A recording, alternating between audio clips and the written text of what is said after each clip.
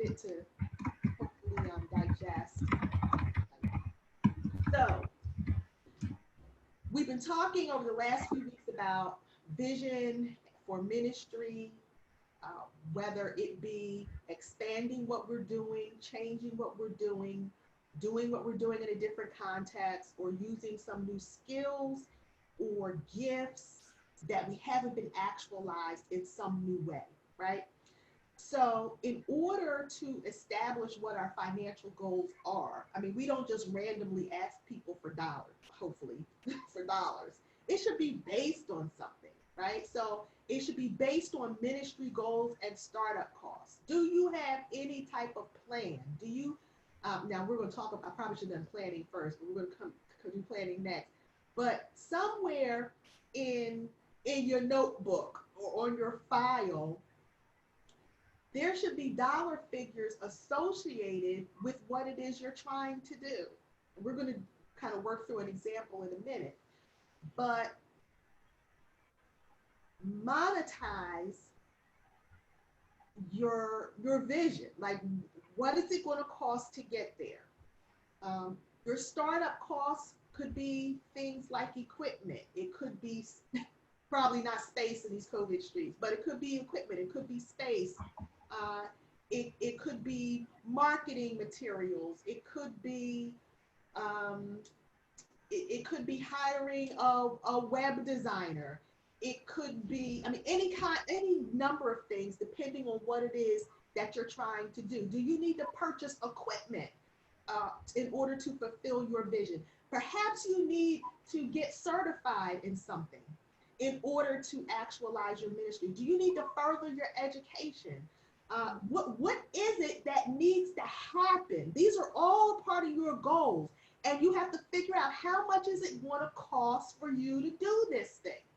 We haven't even put in yet anything like compensation or any of that, if that's even a part of it, right? But your goals, your financial goals, have to be based on your ministry goals. It can't be random. It needs to be written down. We're going back to the first workshop. You got to write all this stuff down. Also, your financial goals need to be based on the value of the services that you're offering. Let's say your expanded ministry, your new vision is that you are going to do etiquette. I'm just throwing something out here. Etiquette workshops for teenage boys, right? That's your new ministry goal, right? Okay, you don't have good etiquette. I'm just throwing it out there. You don't have good etiquette. You've never read Emily Post or whatever the going book is of etiquette. You have no connections. You've never done this before. You're kind of here. You're trying to start something out here, but your level of expertise is here, right? If you were going to say charge people, if it was that kind of endeavor, you can't charge people with somebody who has 10 years experience doing that, is certified to do that,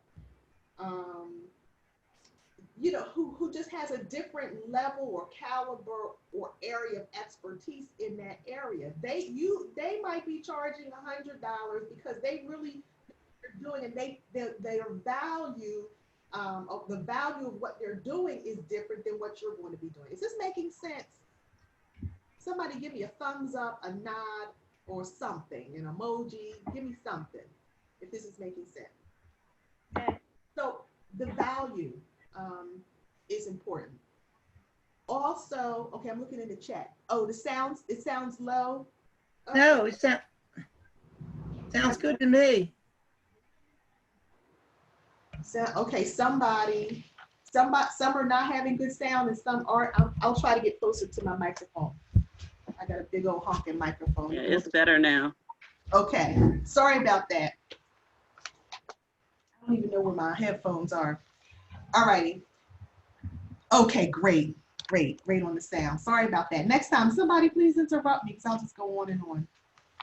Also, our financial goals are based on industry standards, right? So find out how much things cost in whatever arena, whatever field you're going into. Maybe you want to start a counseling, some type of counseling ministry, right? What do counselors charge? What do counselors with your credentials charge? Find out what the industry standards are for that kind of thing. You want to start up a feeding program, a consistent feeding program where you're serving people every week. How much does that cost? It should be based on the quality of food that you're serving and where the food is coming from. And all of those things need to go into your planning. It can't be random. It can't be based on greed. It can't be, those things can't, it has to be reasonable. It has to be justifiable, what you're trying to do. And that's not to say there might not be some range or flexibility, but it should not be random, right? Comments on what I'm saying.